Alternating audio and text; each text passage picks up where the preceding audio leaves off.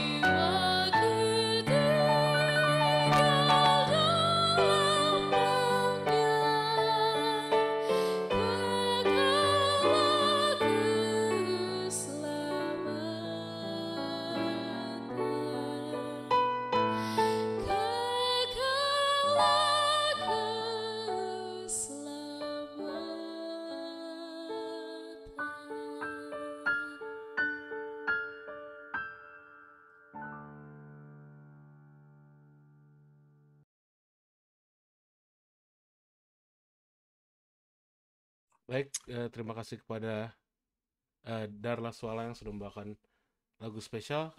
Selanjutnya untuk doa buka, saya mempersilahkan Pendeta Medelu. Baik, mari kita satu di dalam doa. Segala puji dan syukur kami panjatkan kehadirat-Mu ya Tuhan. Pada petang hari ini waktu di Amerika dan waktu pagi di tanah air, ataupun mungkin di beberapa beda waktu yang boleh ikut gabung melalui Zoom dan juga yang ada di live streaming. Kami bersyukur, berterima kasih kemurahan Tuhan, kasih setia Tuhan, rahmat-Mu selalu baru bagi kami dan kami boleh nikmati. Dan pada peralihan hari ini di Amerika, kami sejenak untuk duduk bersama akan mempelajari kembali akan pelajaran sekolah sahabat kami. Biarlah Roh Kudus Tuhan boleh menuntun kami semuanya agar bisa mendapatkan poin penting, dapat mengerti dan siap diaplikasikan dalam hidup kami. Tuhan memberkati akan kami semua. Terima kasih juga untuk lagu pujian boleh mengangkat hati kami untuk berlindung bersandar hanya kepadamu. Di dalam anak-Mu Yesus Kristus Tuhan, Juru Selamat, kami berdoa. Amin.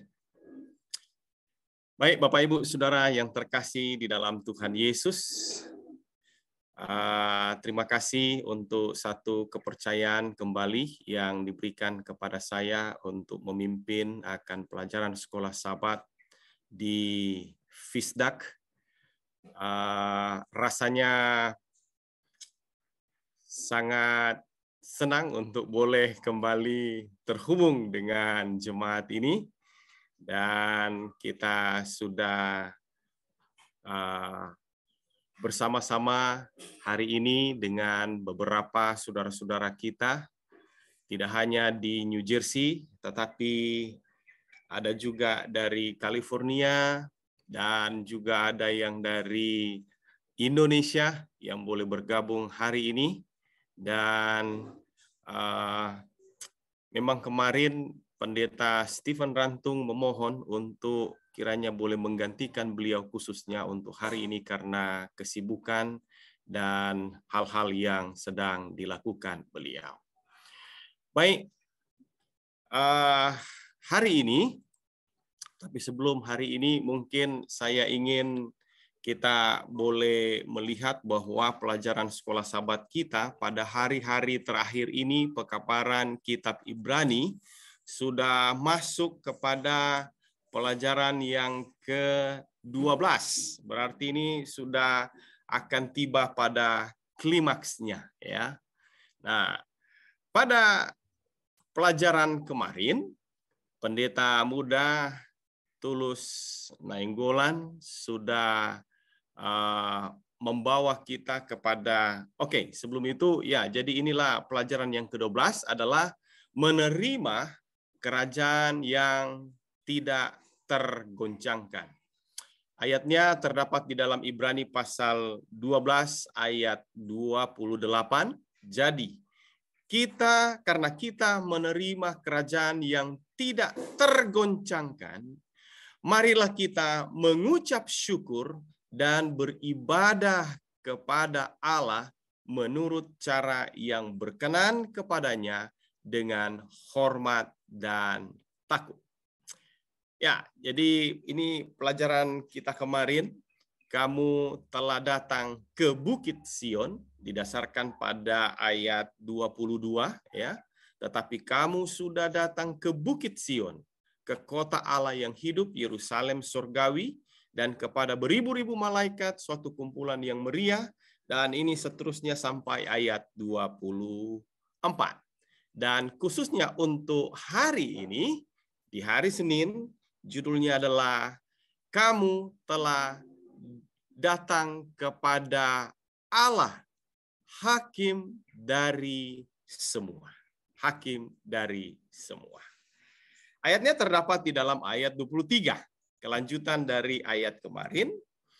Dan kepada jemaat anak-anak sulung yang namanya terdaftar di sorga, dan kepada Allah yang menghakimi semua orang, dan kepada roh-roh orang-orang benar yang telah menjadi sempurna. Nah, jika kita lihat penekanan daripada hari ini, pelajaran hari ini adalah coba mengangkat bahwa di dalam satu frame yang diperlihatkan sejak kemarin, hingga nanti kita akan pelajari terus hari demi hari ke depan, ya, menyisipkan ada satu segmen yang penulis Kolosabad kita triwulan ini mau mengangkat itu untuk menjadi sebuah perhatian kita agar kita bisa mengerti dalam konteks keseluruhan dari Ibrani pasal 12 ayat 18 sampai 29. Apa itu? Ya, tentunya sesuai dengan judul, kamu telah datang kepada Allah, yaitu kepada hakim dari semua. Dari mana kita tahu bahwa Allah yang kita temui atau kita telah datang kepadanya adalah hakim. Tentunya ayat ini berbicara luar biasa ya. Jadi di dalam Ibrani pasal 12 ayat 23 terjemahan baru Indonesia menyebutkan bahwa Allah yang menghakimi semua orang. Jadi saya melihat bahwa ini apa ya? Dalam susunan partikel ya. Tetapi kalau di dalam bahasa di English version disebutkan bahwa kepada God the judge of all.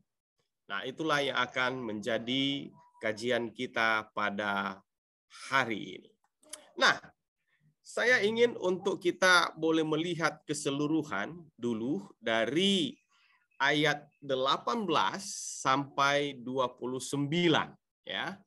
Jadi jika kita membaca dari ayat 22, maka kita akan mengerti satu keseluruhan atau satu konteks yang akan menolong kita untuk mengerti bahwa ternyata konteks ini adalah konteks celebration, konteks selebrasi.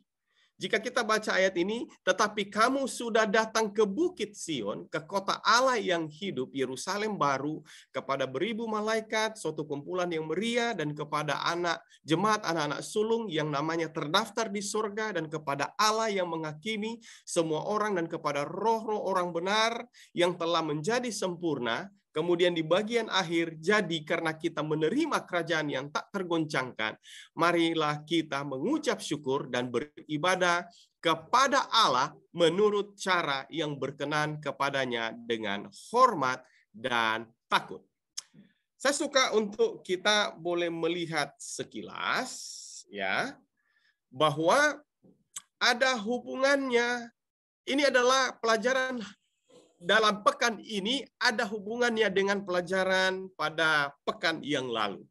Kalau pekan yang lalu ya kita sudah mempelajari mengenai Ibrani juga pasal 12 sehubungan dengan marilah kita, saya boleh kembali lagi, disebutkan bahwa marilah kita melakukan dengan mata yang tertuju kepada Yesus, yang memimpin kita dalam iman, yang membawa iman kita itu kepada kesempurnaan, yang dengan mengabaikan kehinaan tekun memikul salib, ganti sukacita yang disediakan bagi dia.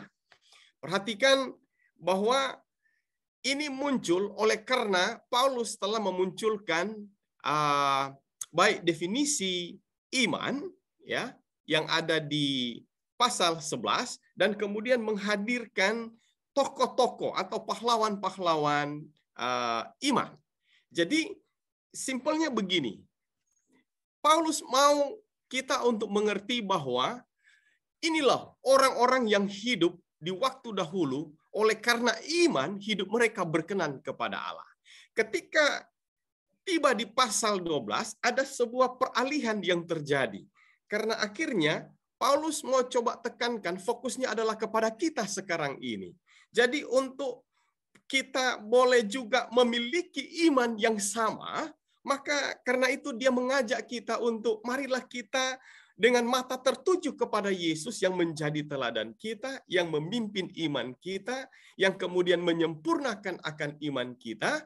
Itu adalah kiat kunci sukses atau keberhasilan bagaimana iman kita boleh bertumbuh. Dan itu adalah fokusnya adalah Yesus dan Yesus saja. Nah, jadi dengan menampilkan pahlawan iman dan kemudian memotivasi akan kita sebagai umat-umat Tuhan yang hidup hari ini bisa juga mengalami hal yang sama iman yang terus bertumbuh tentunya oleh karena Yesus yang bekerja dalam hidup kita, maka dengan kita tetap bertahan karena faith ya itu bisa berarti setia, bisa iman ya.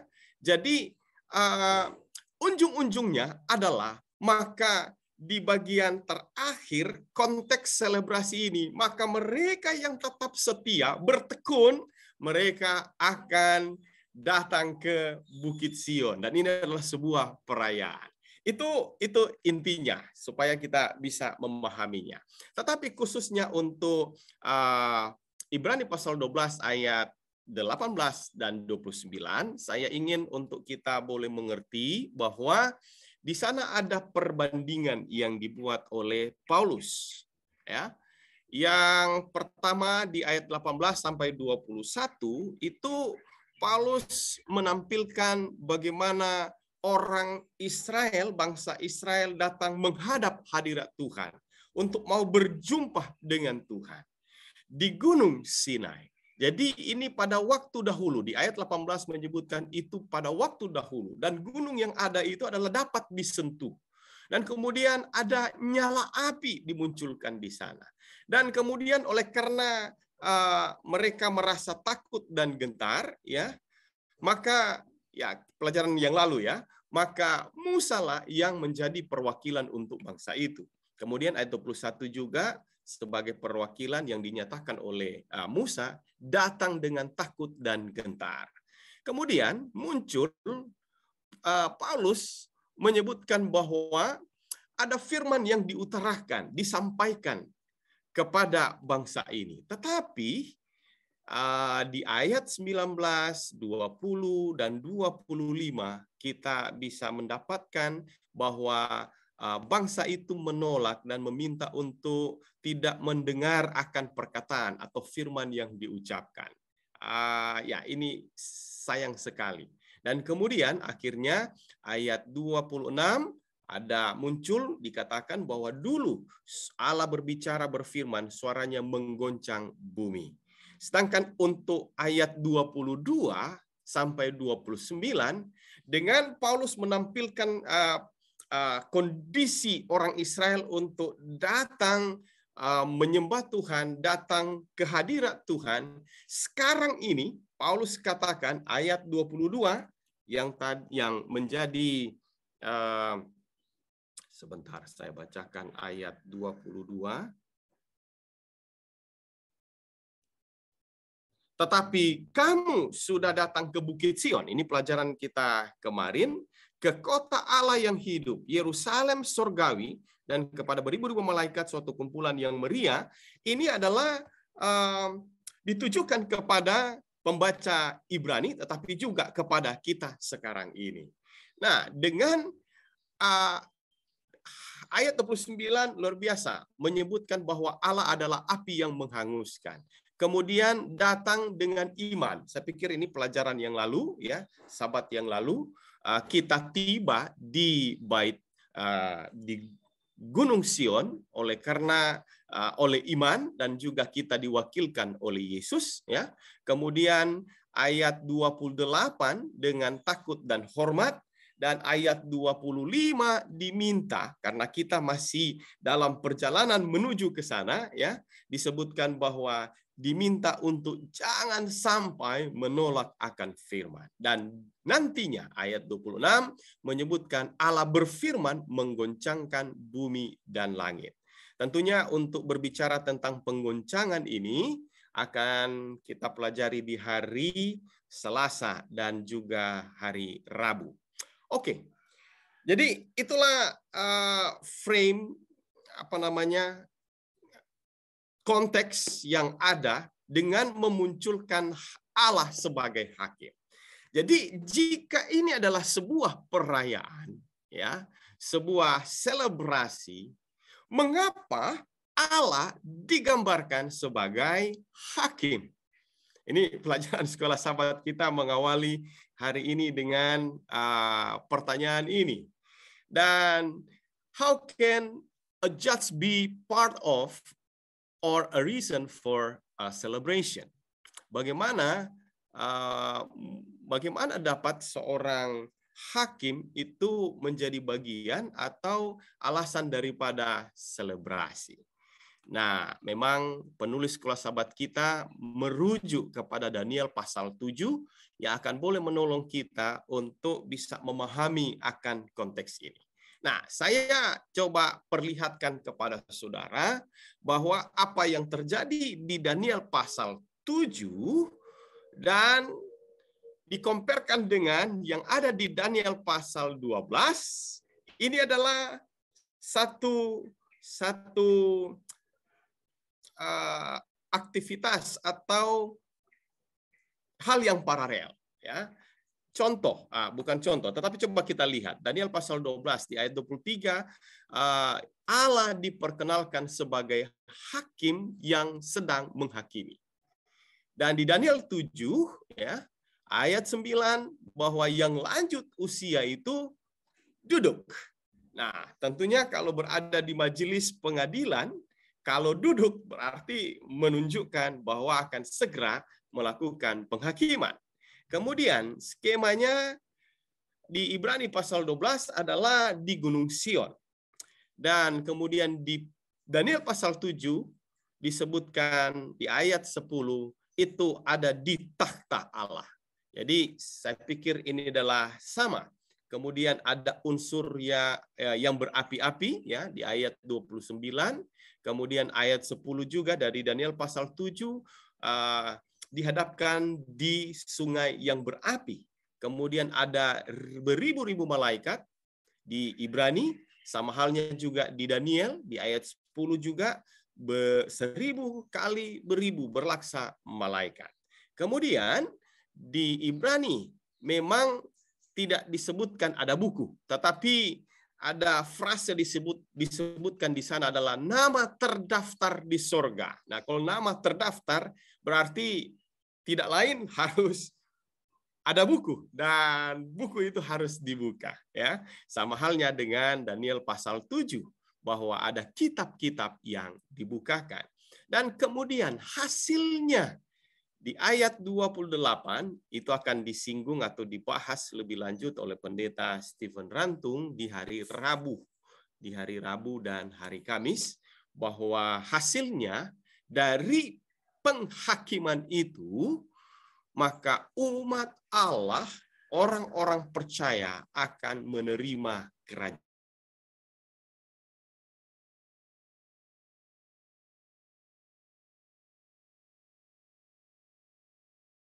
Kerajaan yang tidak dapat tergoncangkan. Nah, sama halnya juga dengan yang ada di Daniel, ya. Jadi hasilnya adalah untuk kepentingan orang-orang kudus dari yang Maha Tinggi, di mana Allah mengeksekusi musuh.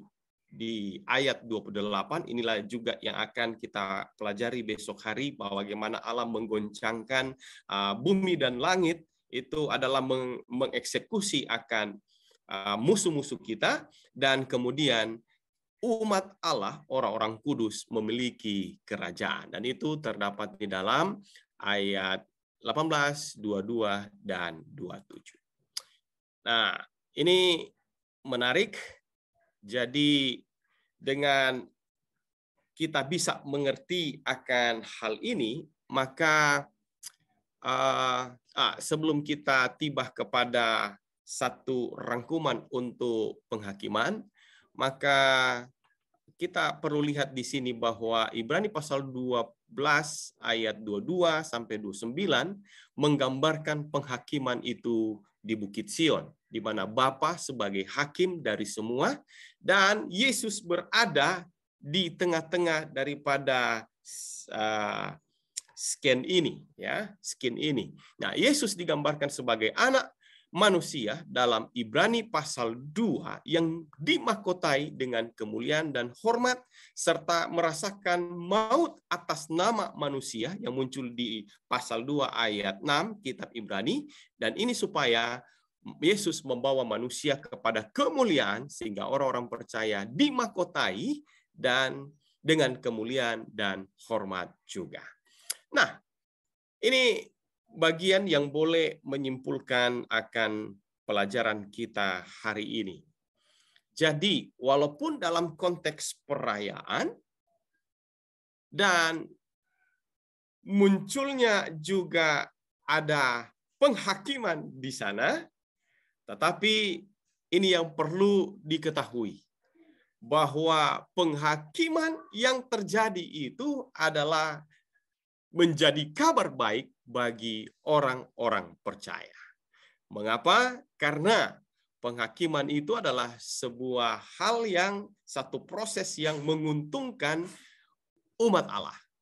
Kemudian itu akan membuktikan atau ya membenarkan bahwa inilah umat percaya yang memang oleh karena kasih karunia Allah dan kemudian iman yang telah ditunjukkan dan bagaimana Allah menuntun dan menolong iman kita bertumbuh dan terfokus kepadanya, dan akhirnya ya mereka memang layak untuk diselamatkan. Jadi itulah fungsi daripada penghakiman. Dan ini adalah juga penghakiman di mana Allah menjatuhkan hukuman atau memberikan satu keadilan, ya, keadilan di mana musuh-musuh umat percaya itu juga akan dikalahkan atau dimusnahkan. Naga yang berada di belakang binatang yang mengerikan yang telah menganiaya orang-orang percaya di masa yang lalu dan di masa yang akan datang. Baik, jadi satu refleksi bagi kita untuk hari ini adalah bagaimana dengan mempelajari akan pelajaran kita pada hari ini dapat membantu kita untuk memahami bahwa penghakiman Tuhan dalam pekabaran 3 malaikat adalah sebagai kabar baik untuk kita pada hari ini.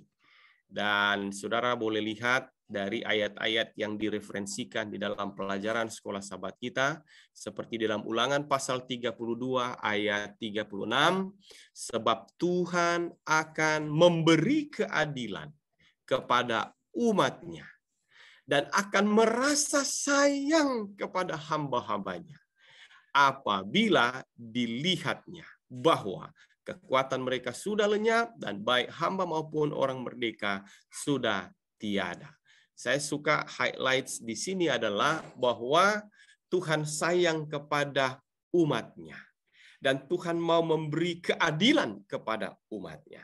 Jadi itulah satu pengertian yang harus kita yakini hari ini. Karena kalau kita ingat-ingat untuk penghakiman, maka kita tergoda untuk merasa cemas, galau, merasa takut. Oleh karena ya kita melihat kepada diri kita dengan pelanggaran-pelanggaran kita, dosa kita, rasanya kita tidak akan sanggup untuk berdiri di sana.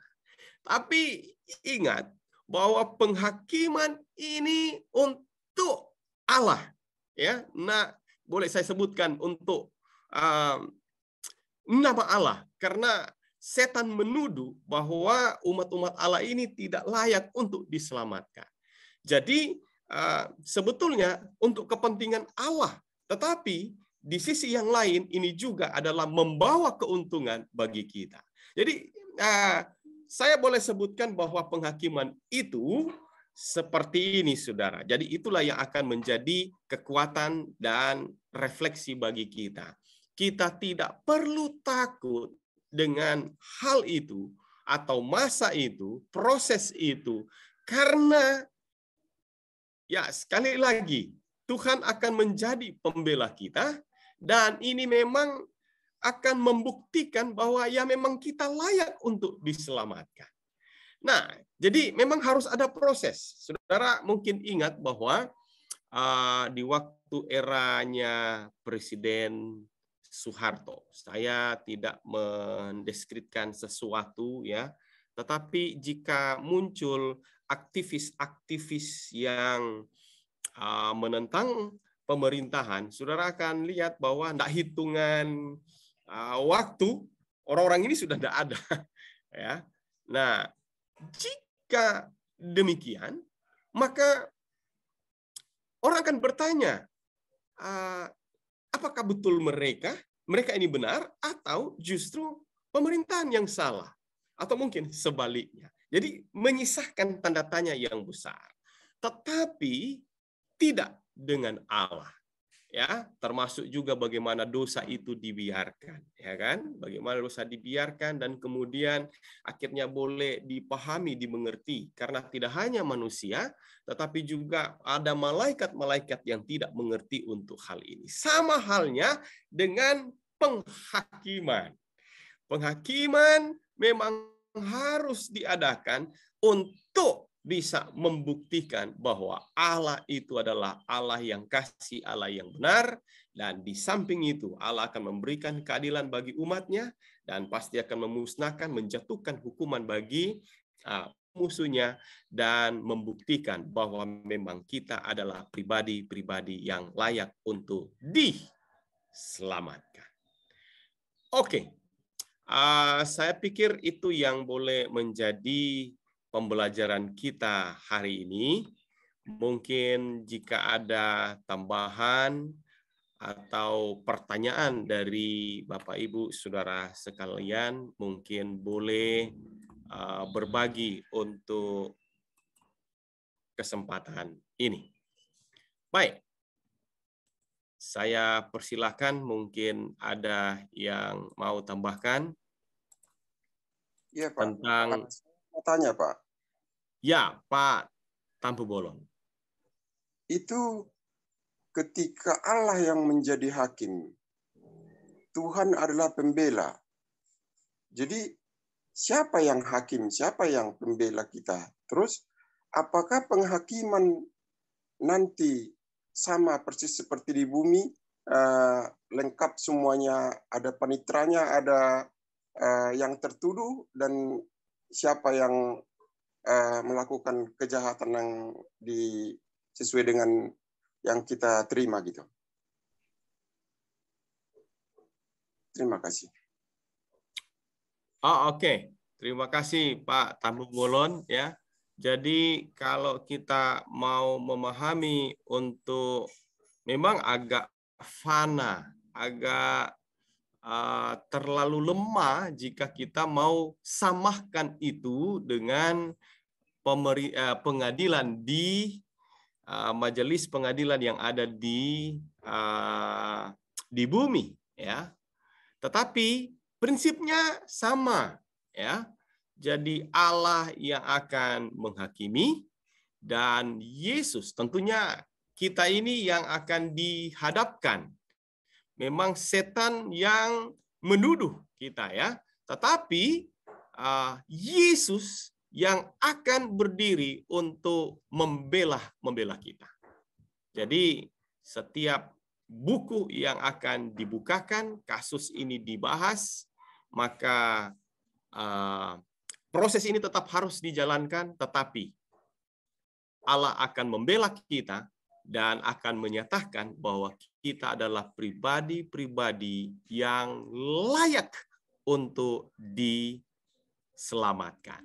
Jadi pesan yang akan dibawa hari ini adalah ingat, ini adalah konteks perayaan, ya. Konteks perayaan.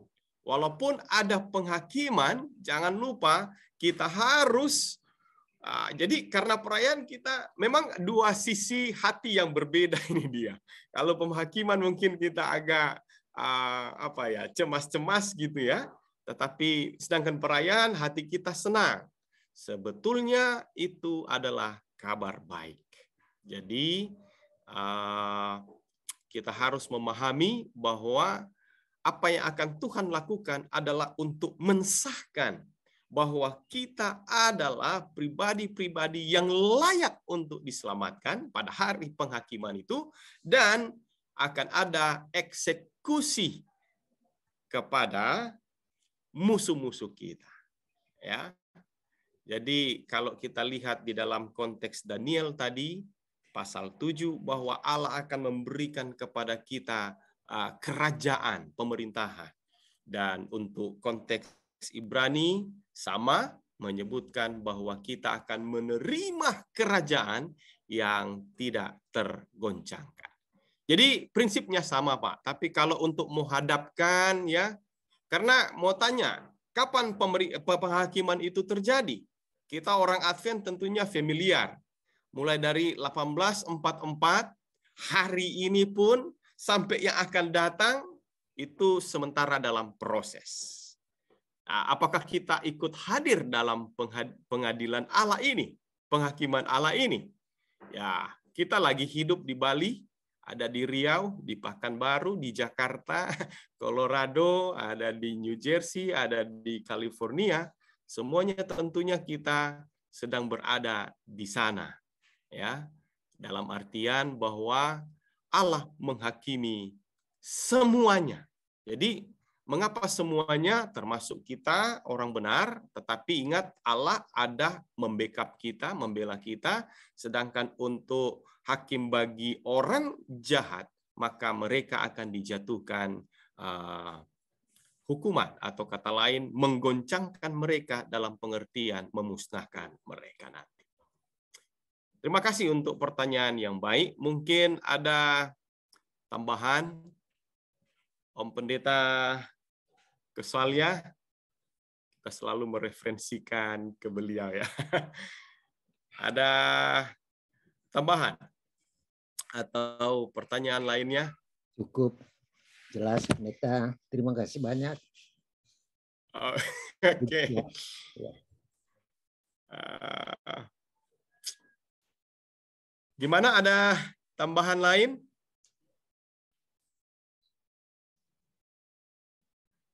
Atau pertanyaan?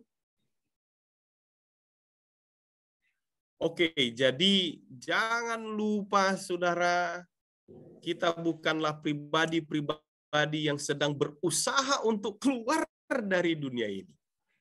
Tetapi kita adalah pribadi-pribadi yang sedang merayakan perjalanan kita pulang ke rumah. Ya. Jadi kalau berbicara tentang penghakiman, ada cukup panjang sehubungan dengan bagaimana kita ada di sana dan bagaimana mekanisme Yesus Allah menghadiri kita dan Yesus membela kita, darahnya telah tercurah untuk kita. Setiap case itu akan selalu di-cover oleh Yesus.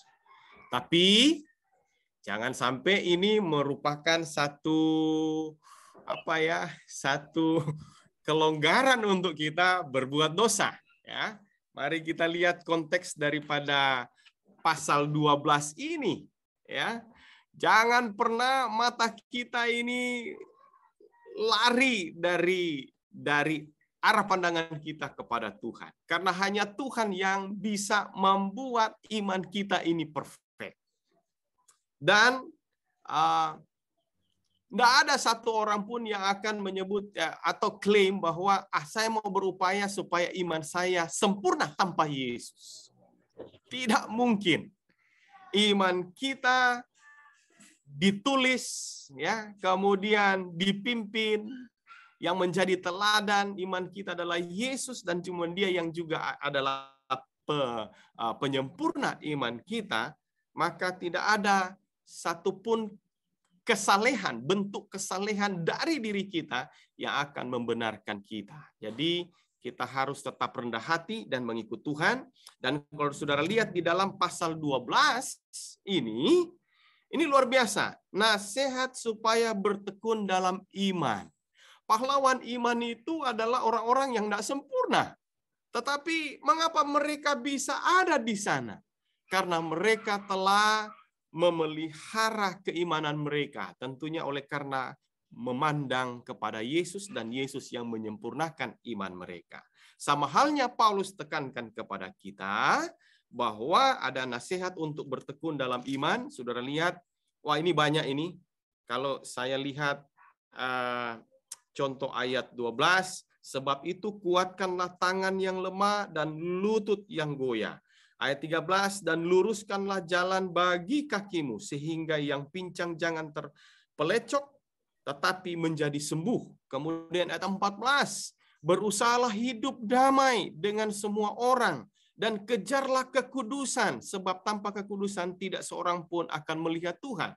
Jadi walaupun iman ini adalah anugerah karya Tuhan, tetapi kita harus tetap mengikuti apa yang Tuhan arahkan. Dan iman itu adalah kita percaya kepada Allah, dan sebagai bukti kita merespon percaya kepada Allah, kita melakukan apa yang Tuhan minta kepada kita. Nah, jadi itu akan mengkondisikan kita. Nah, kalau Tuhan yang buat semuanya, apa yang menjadi ketakutan kita di pengadilan nanti, ya kan?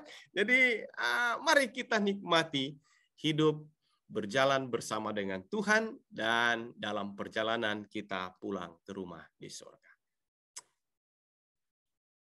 Ini benar-benar tidak ada tambahan. Oh, oke. Ibu Simatupang, saya persilakan.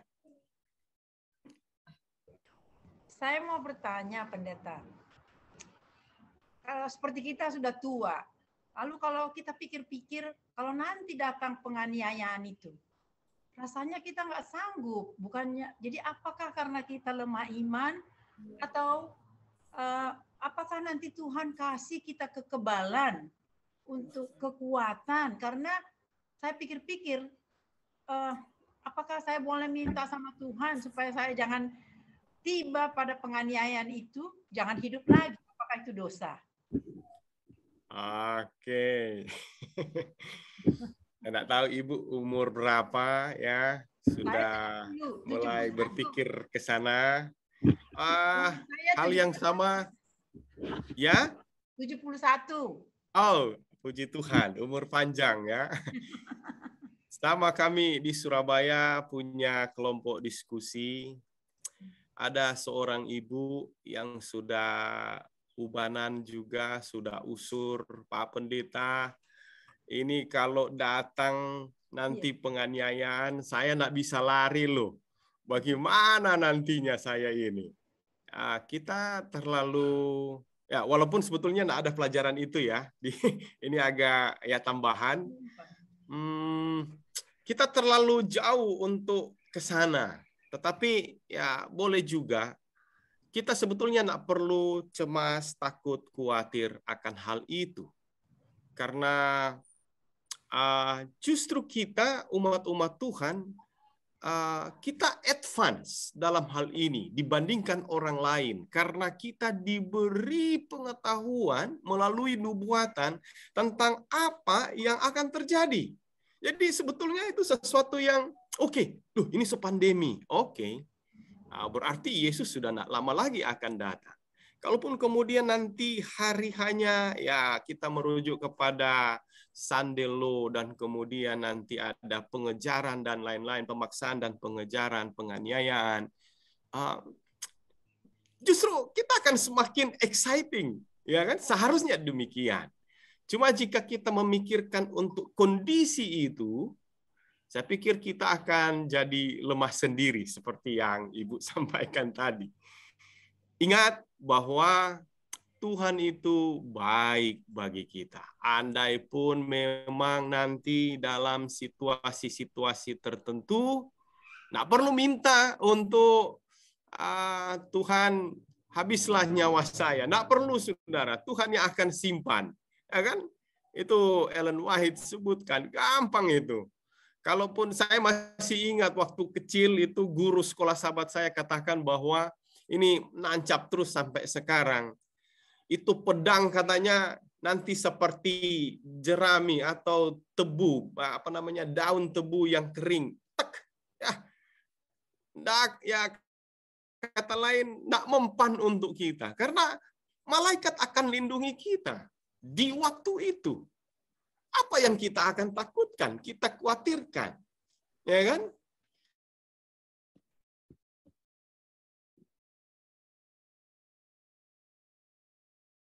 Pendeta.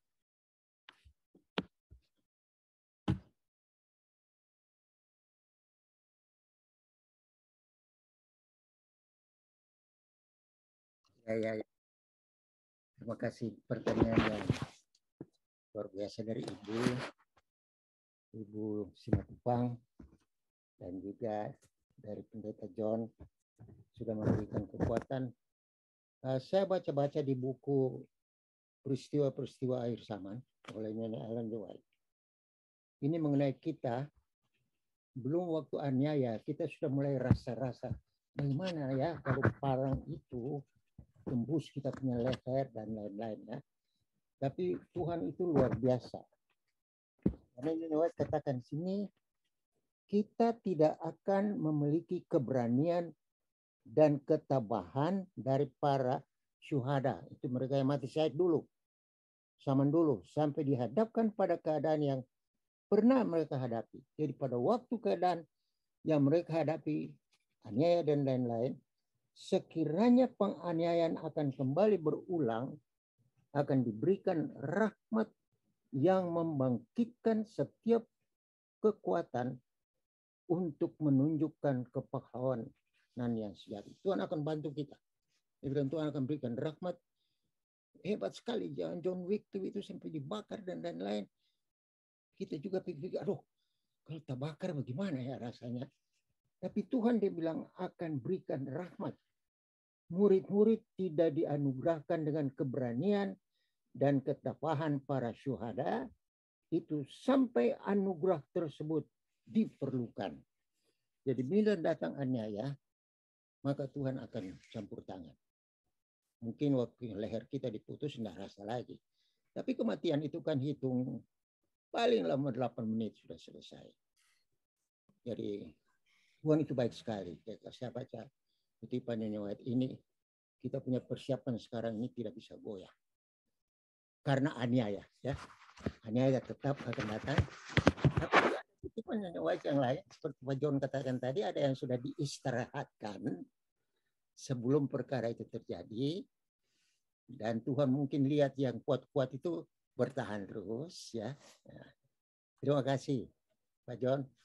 Oke, terima kasih. Maaf tadi down saya punya internet. Jadi betul Pak Pendeta ya, sudah disampaikan. Bahkan ada yang akan mati syahid, syuhada tadi itu sebuah anugerah, karunia, mati syahid.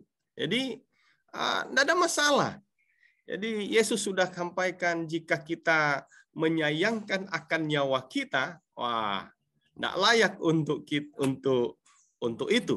Jadi kita tidak akan menyayangkan nyawa kita pun, ya ini ekstrimnya ya. Tapi kita kan memang mikirnya aja sulit, takut. Tapi jangan takut. Karena Tuhan baik, Dia tahu apa yang terbaik untuk kita. Oke, ada yang lain?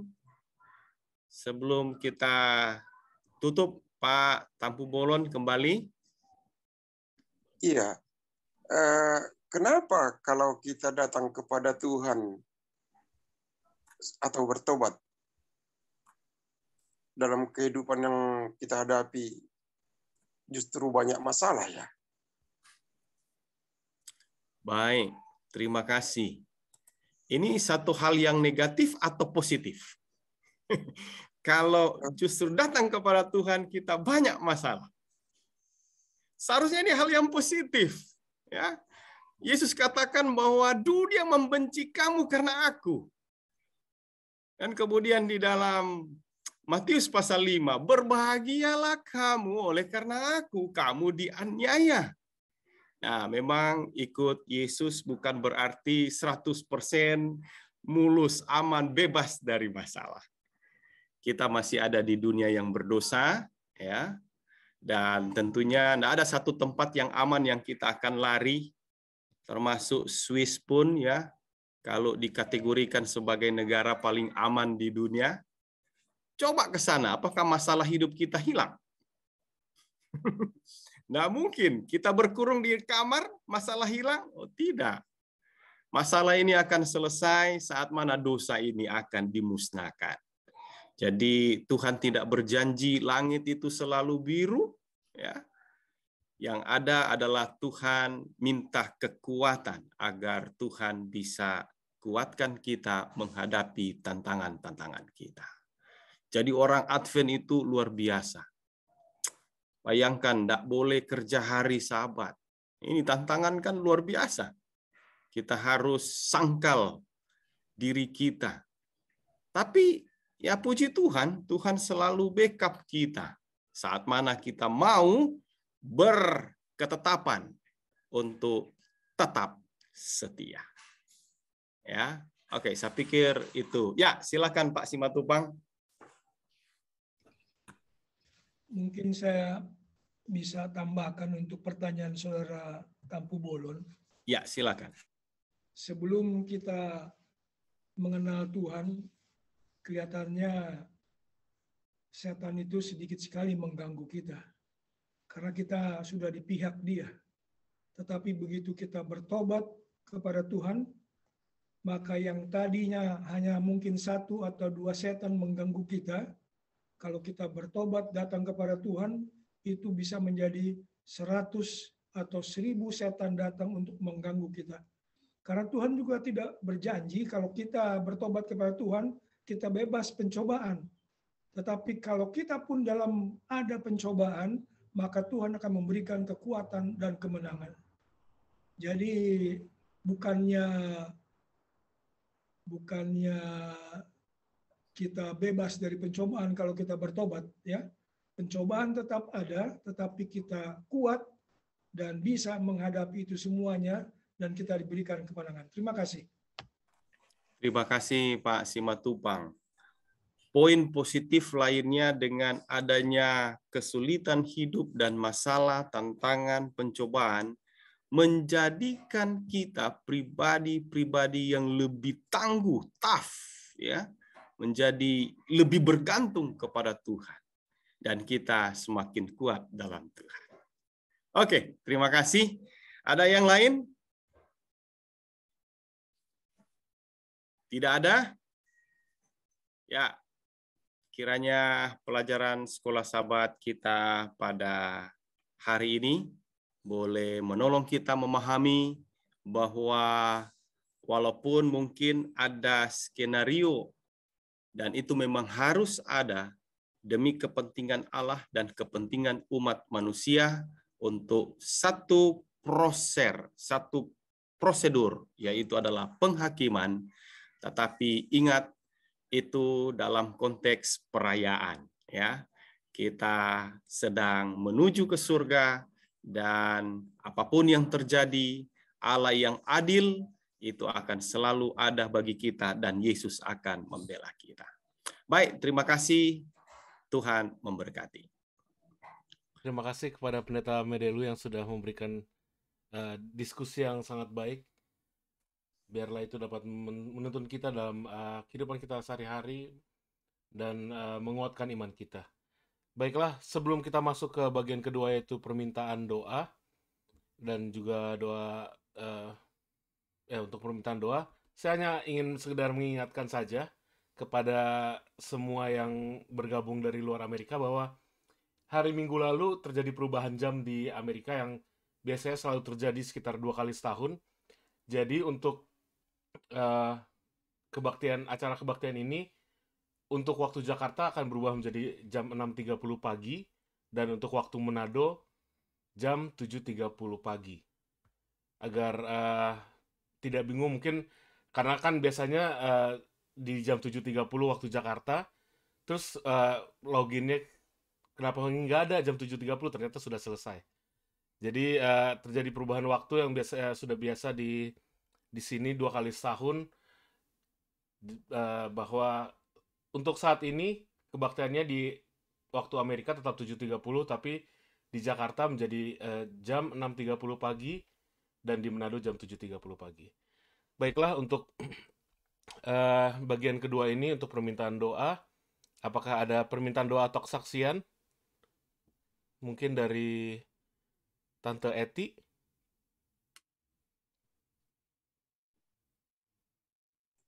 Kita harus doakan khusus beliau.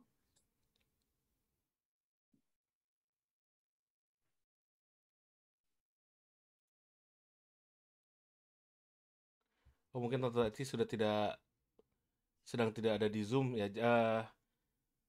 Dia tadi ada tuliskan bahwa dia sekarang ini berulang tahun, Pendeta. Mungkin Pendeta bisa doakan nanti sebentar, sudah ulang tahun yang ke-60. Baik, Tante Heni, silakan Tante Heni.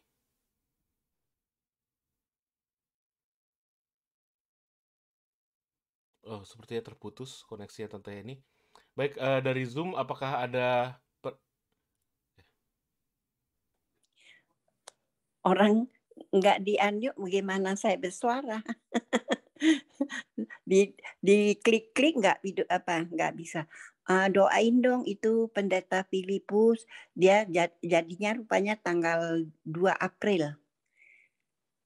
Doain ya, dia 2 April dibaptis mereka. 9 orang katanya kalau tanggal 9. Soalnya kalau tanggal 7 yang ada 3 orang itu sekolah ujian katanya, jadi nggak bisa ikut gitu. Jadi mau sekalian, jadi tolong doain ya tanggal 4 keluarga dari Pendeta Filipus Sutrisno. Iya, Tolong ya. Pendeta udah. Filipus Sutrisno yang akan dibaptis tanggal 2 tanggal 2 April. Okay. Ya. Okay. Jadi ya doainlah supaya nggak ada halangan lagi ya. Udah itu doain Christian Alexander, usahanya ya pekerjaannya lah sekarang sedang krisis gitu kan. Udah tuh adik pemulihan tangannya belum lagi kayak sembuh ya itu. Oke, itu aja. Okay. Terima kasih. Okay. Silakan Tante Tina. Terima kasih.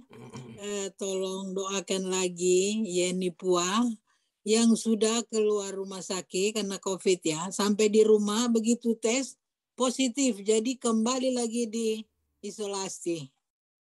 Tolong doakan, terima kasih. Baik, apa ada lagi dari Zoom?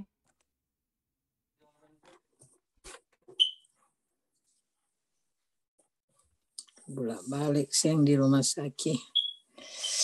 Wow.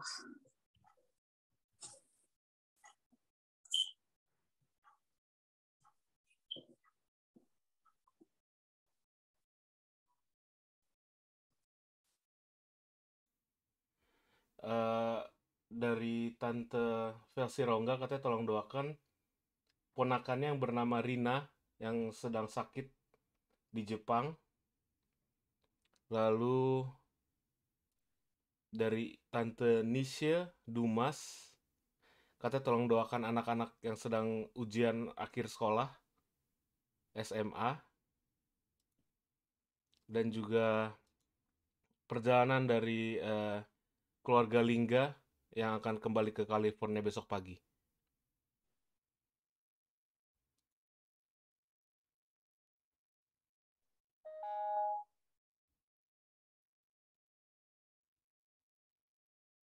Oke. Baik, Bapak Ibu Saudara yang terkasih di dalam Tuhan, mari kita siapkan hati kita satukan hati kita satu di dalam doa. Terpujilah Tuhan Allah kami yang maha baik, kasih setia Tuhan selalu menjadi bagian masing-masing kami. Dan kembali pada hari yang baru untuk kami boleh menikmati persekutuan di dalam mempelajari akan kebenaran firman-Mu melalui pelajaran sekolah Sabat yang boleh dipaparkan. Kami percaya pertolongan Roh Kudus Tuhan akan boleh menolong kami untuk semakin meyakini dan menjadi motivasi kami untuk hidup lebih setia, sungguh-sungguh beriman kepadamu Tuhan. Mata iman kami, rohani kami boleh terus tertuju kepada Yesus yang akan boleh memimpin dan menyempurnakan akan iman masing-masing kami. Terima kasih satu gambaran yang baru yang Tuhan boleh berikan bagi kami sehubungan dengan bagaimana perayaan nanti. Bahwa Allah akan melakukan satu proses dan itu adalah pengadilan yang akan boleh membuktikan kami bahwa kami adalah umat-umat Tuhan yang layak diselamatkan oleh karena jasa darah penebusan Yesus Kristus. Terima kasih Tuhan. Biarlah hari ini kami boleh hidup lebih bersemangat di dalam menantikan akan kedatangan Tuhan. Menolong kami juga semakin lebih sungguh-sungguh di dalam kami mengikut Tuhan. Dan biarlah pelajaran ini memberikan satu gairah baru untuk kami semakin bersemangat di dalam menantikan akan kedatangan-Mu yang kedua kali. Diberkati Tuhan untuk keluarga hamba Tuhan, Pendeta Stephen Rantung, demikian bersama dengan Pendeta Muda Tulus Nainggolan, bahkan bersama dengan keluarga Om Pendeta Reynold Kesalia, dan kiranya memberkati jemaat Fisda, semua tua-tua jemaat, dan juga anggota-anggota majelis, bersama dengan semua anggota-anggota jemaat. Kiranya Tuhan boleh memberkati di dalam kehidupan mereka, hari lepas hari, dalam pekerjaan, usaha, dan juga di dalam pelayanan mereka. Kami berdoa untuk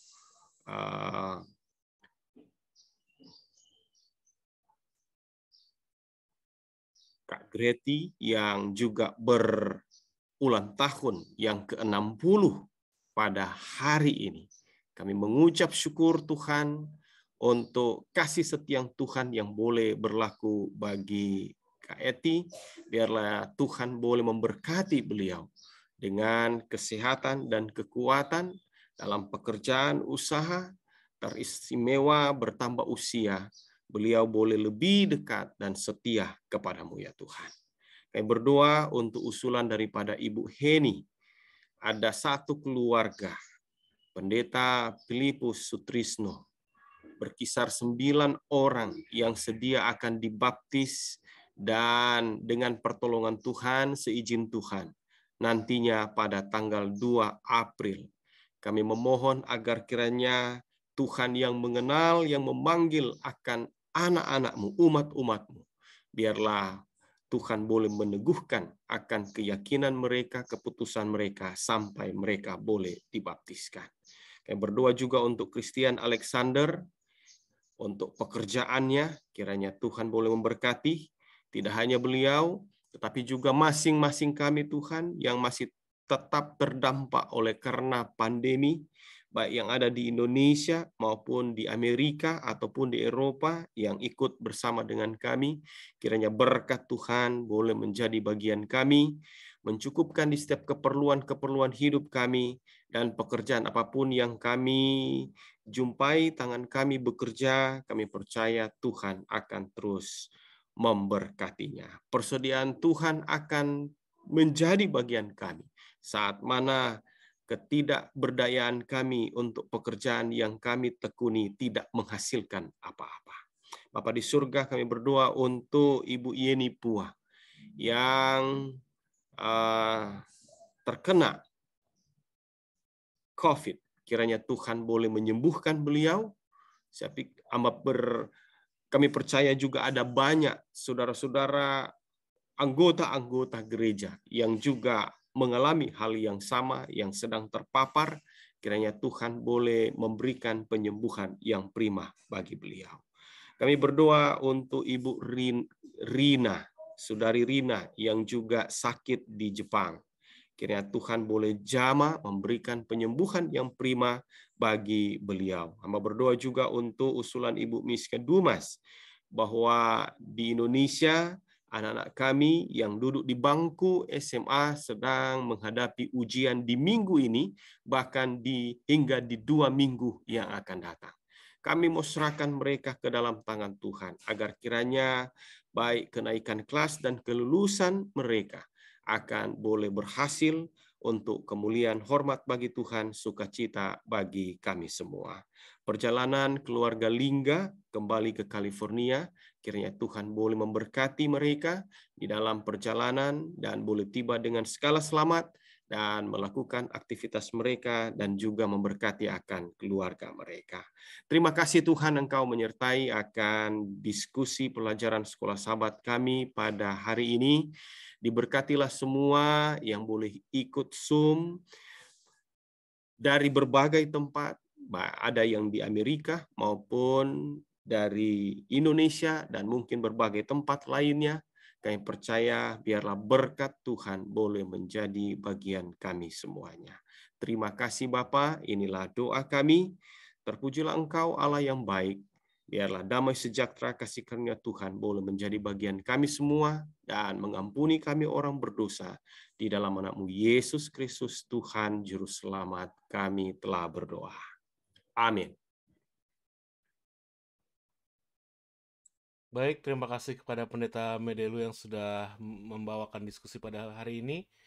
Jangan lupa untuk bergabung lagi besok, seperti yang saya bilang tadi, waktu 7.30 waktu Eastern Time, New Jersey, dan juga 6.30 waktu Jakarta, dan juga jam 7.30 waktu Manado.